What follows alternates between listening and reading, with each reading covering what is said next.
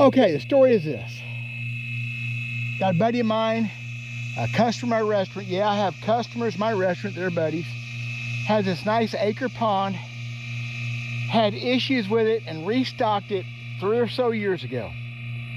So he calls me up and says, hey, I'd like to know how big the fish are in my pond. What's going on in my pond? How are they looking? And since I know you're such a professional, highly skilled bass fisherman, well, he said that a while ago, but he said it laughing, so maybe that's not true. So anyway, what happened? I've been here 45 minutes. I'm not gonna cheat. I have caught so many fish in this one spot right here. I've got bubbles all over the place. Well, I've caught fish. And they're good. So I'm gonna go ahead and do the story the way it started and try to catch a few more fish. Now as he left, he can't critique me. He tried a couple of names that were assessing the pond. We're gonna figure out what's going on here. And so far, pretty good.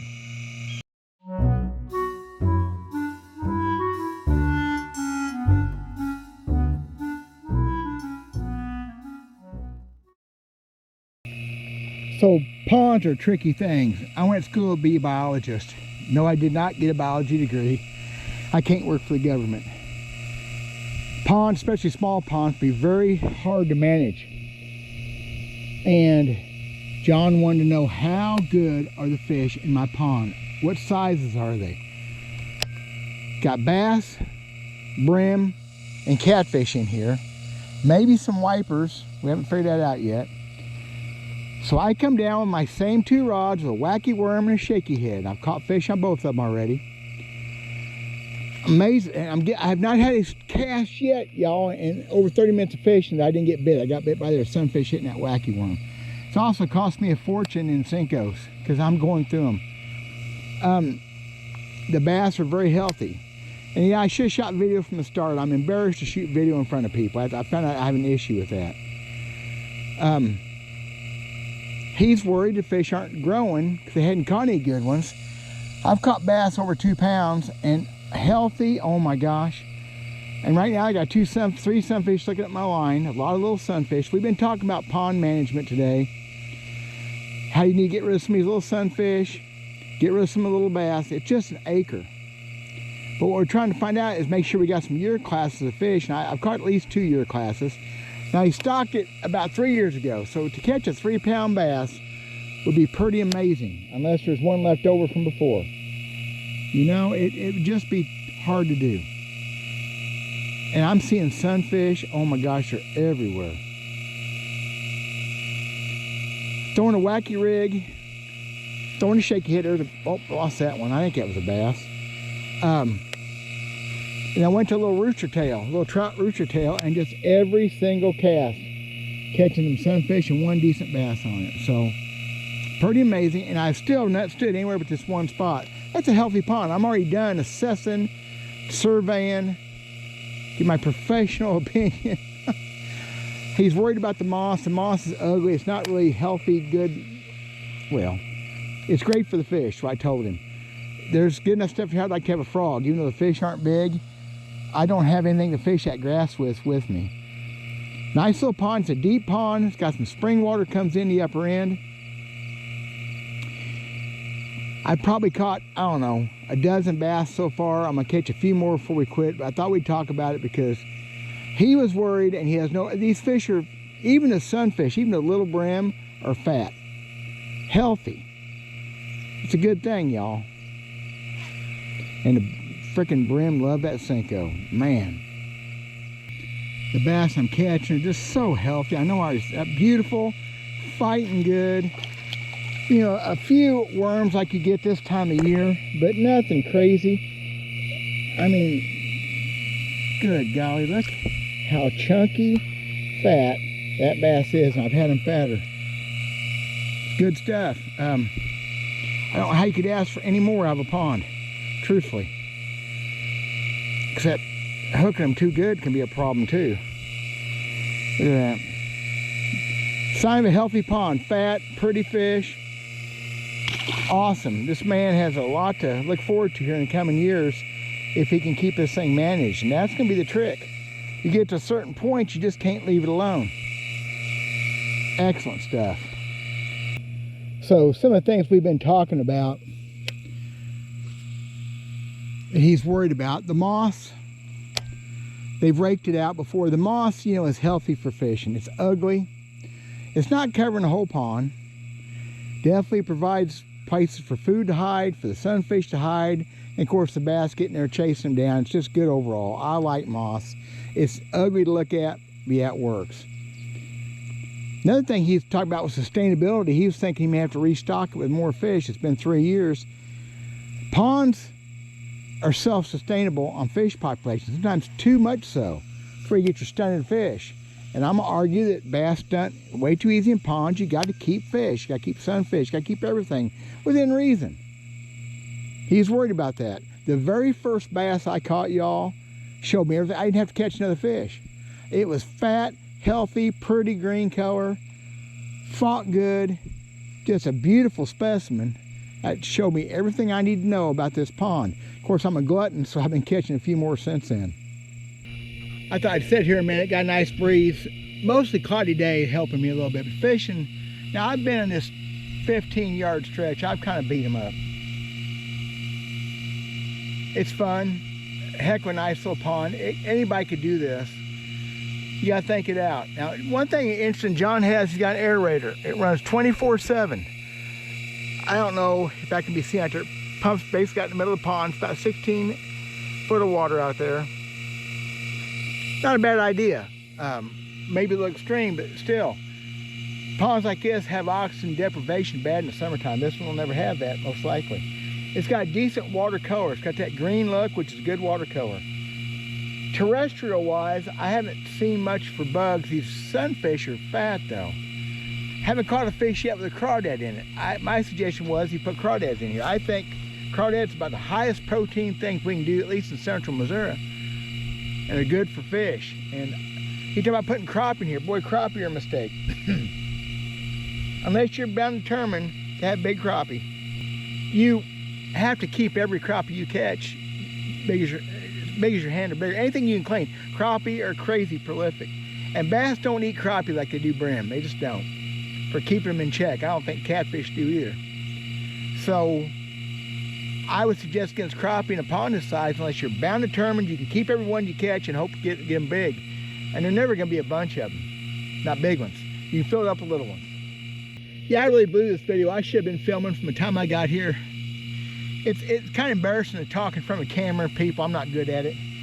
We had a good little repartee, a good visit, talking about these things. And I caught fish after fish after fish. I'm gonna fish a little bit more. What happened now though, the wind, a little breeze, not much wind, is starting to blow moss around some, matting it up. A lot of places around the bank, there's no access to the water. I'm just gonna fish this section right here and try to catch a few more to make a video. Oh, and probably very little chance of catching a big bass. If there's a big bass in here, it's a left holdover from the old days. Otter got in here and beat the place up, which Otter is always concerned. We're 3/4 mile from a creek. He's seen an otter here before. I tried to trap some a couple years ago, never saw an otter. They come and go in ponds. Gotta catch them at the creek. A 4 or 5 pound bass would be excellent because that's a bass that also eats the brim that the 2-pounders can't eat. Probably not gonna happen, but at this rate, these healthy fish, this thing's got 5 to 7 years ahead of it, potential catching big bass, gets me these little brim. I mean, I'm catching sunfish this big, catching them out of here, a bunch of them. This thing's gonna go places. I'll guarantee it. Awesome. Doing a good job, John. How old and lazy am I getting? I sit here on this concrete and I'm comfortable. I think I'm gonna sit here. Nice little breeze blowing, it's mostly cloudy. I think I'm gonna sit here a little bit longer. My wife asked me if I was bringing my kayak. I said, no, a kayak would be okay in here today with this moss though. And a frog or something I can fish here, punch a little worm through it, but it's okay. The point wasn't to catch as many fish as I could catch today. The point was to evaluate the pond, an assessment. Figure out how good is it. Like I said, the first fish told me everything I need to know. I convinced John I'm pretty sure he's convinced by the time he's done. I'm gonna fish here a few more minutes. I'm gonna get up and I'm gonna walk over to the tiggers, and the chiggers gonna be bad on the other side. Walk over a little ways and I'd like to catch a 4 or 5 pounder. I'd like to catch a 10 pounder. But said most like a 3 pounder would be a big bass in this pond at this stage. Stocked 3 going into 4 years maybe. Stocked in August. With 6-inch, 5-6-inch bass. Yeah, 3 pounder is going to be a good sized bass in here. I'm betting the 2 to 2.5s I've caught. And these are short 2.5 pound. These are 14.5-inch bass. They're way heavy for their size. So a 3 pounder would be about as big as you could expect from a stocked bass, I believe. Anything bigger than that would be a leftover from the old days. Now that's some sort of analytics y'all probably don't care about. One thing I figured out here recently is just an irrefutable fact is I'm gonna have to get me a mold to pour Senkos, because these things do not last, and I'm not paying full price for anything I can make myself. I just don't do that. Have to get an injection mold. It's gonna cost a lot of money, but I went through about 7 of these worms today. I think I've only got 3 more. There's a brim just hit me there. I think I've only got 2 or 3 more with me, and one of them I know sucks. It's the wrong kind. It floats too much.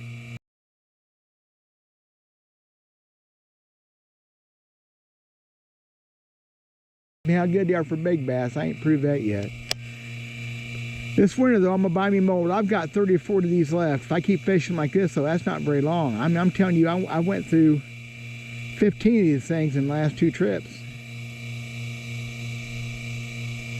But I'm catching a lot of fish too, so I've done worse. I'm sitting here thinking, because that's what I do.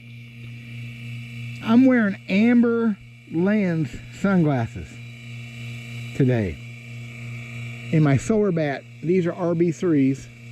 When I went to leave the house a while ago, had my Mossback greens in the truck. I always leave a pair in the truck. I leave a gray pair in the truck. But it's overcast, cloudy. Now it's not a heavy overcast, it's not dark. So instead of my low lights, I grab these amber, a good go in between. Now this is not the Solar Bat, this is just logic. And the advantage of having more than one pair of these things, because in the in-between places, I'm seeing sunfish, and this water's not clear. I'm seeing sunfish on the bottom, a foot and a half deep, swimming around. So just an idea I had to talk about real quick, because I ain't caught any more fish. I think I fished this hole out. Wonder how come. The ambers are a go-between. The more yellow or low light, heavy overcast, rainy days. And of course those Mossback greens on the bright sunlight to about now, and clear water to just this color water right here. Oh yeah. So there's my Solar Bat commercial. Got a sale for a few more days. Got a chance to get a pair of $100 glasses if you spend $100. Look at it in my link in the description, please. I gotta mention this because it's so important to be able to see what you're doing. And with these glasses today, I can see what I'm doing. Like I say, John asked me to come check his pond out. Give him an idea what's going on, because he understands I'm the consummate professional bass fisherman. That I know my stuff. I'm cutting edge, highly skilled, proficient. He knows that. It's nice to be recognized too, y'all. You know, instead of having to brag and toot my own horn all the time.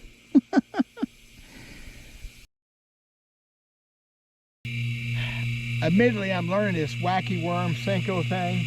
And there's definitely a difference in the baits. And I'm out of the baits. I've been out of the baits since John left, basically. I've got 2 left, and the wrong ones, and they aren't working. Even the brim aren't messing with them.